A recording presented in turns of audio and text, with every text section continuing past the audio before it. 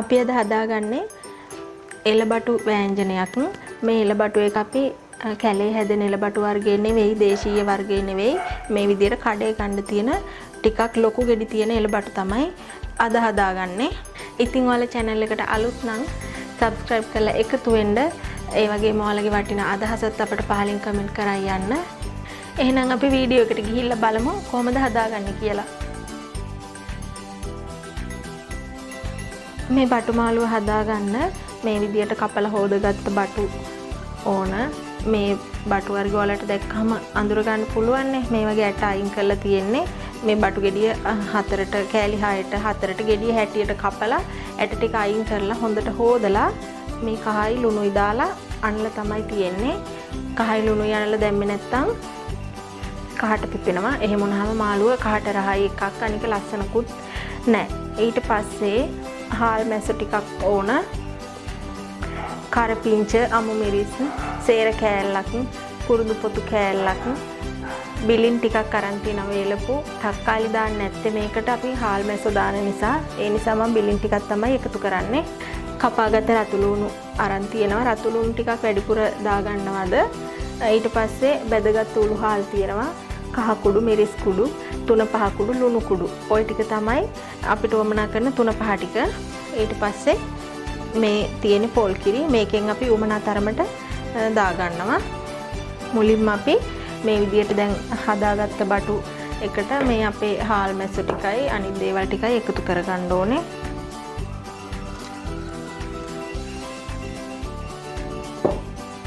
හාල් මැස්ස වෙනුවට බල කරවල හරි මොනවා හරි එහෙම කැමති කරවල වර්ගයක් දාගන්නත් පුළුවනි. එහෙම නැත්නම් නොදාම හදන්නත් පුළුවනි. මේ විදිහට දාගන්නවා.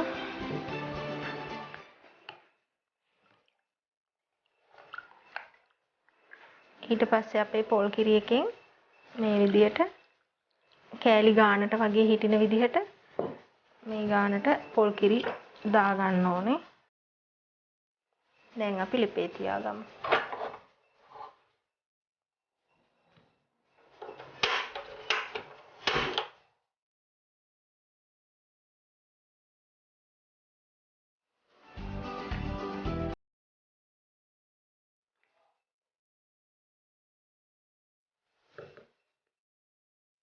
අපි ලිපේ තියාගත්ත මාළුව රත් වෙනකන් ටිකක් ඉඳලා ඊට පස්සේ හොඳට හැඳි ගා ගන්න ඕනේ. කැට ගහන්න දෙන්නේ නැතුව හැඳි ගන්න ඕනේ.